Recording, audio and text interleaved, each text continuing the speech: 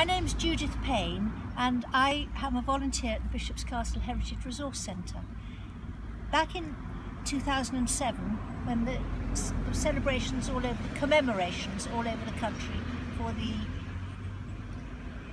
200th bicentenary of the abolition of the transatlantic slave trade, English Heritage were preparing a leaflet, a booklet, to show all what they call the sites of memory around the country which had connections with the slave trade in various ways, either people from Africa who were in this country as here, or connections with the trade itself, shipping, etc., etc., and some of the grand houses that were built with the money that was made from the slave trade.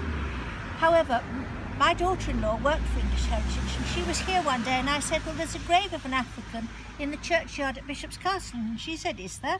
And we came to look at it, and at that time it was fairly sunk into this yew tree here and there was grass growing all around the bottom. But as you can see, the inscription says, here lieth the body of I.D., just initials, a native of Africa who died in this town on September the 9th, 1801. And at the very bottom, which was hidden in the grass, it says, God hath created of one blood all nations of men. And that is a significant quote from Acts of the Apostles, which was used by the abolitionists at that time who were campaigning for the end of the slave trade and the end of slavery altogether.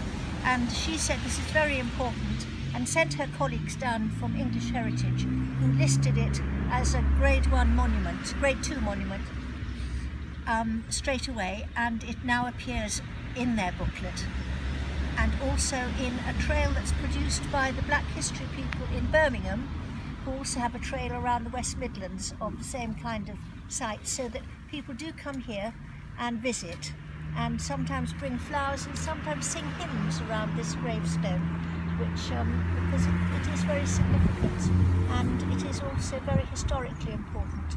So the school were involved in this, and also the church wardens at the time, in getting together. We got together a small grant to do some more investigations into the history of this stone and the person who may be buried within it, who may be a man or a woman, we don't know. My name's Graham Watley. I'm keen to help preserve this stone, and as you can see, holding the torch up, the condition of the face is very poor. There's a hole there, and there are other breakages in the front.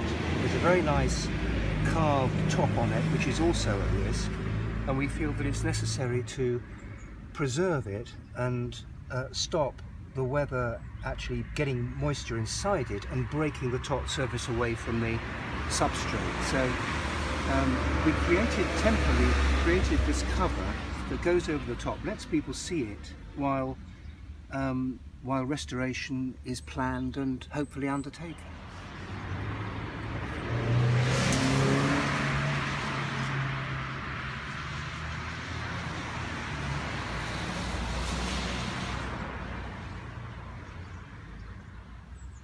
Yes, as you can see, we've devised this protective cover. We hope it doesn't have to be on there too long, but it's a way of protecting the stone until proper restoration can take place.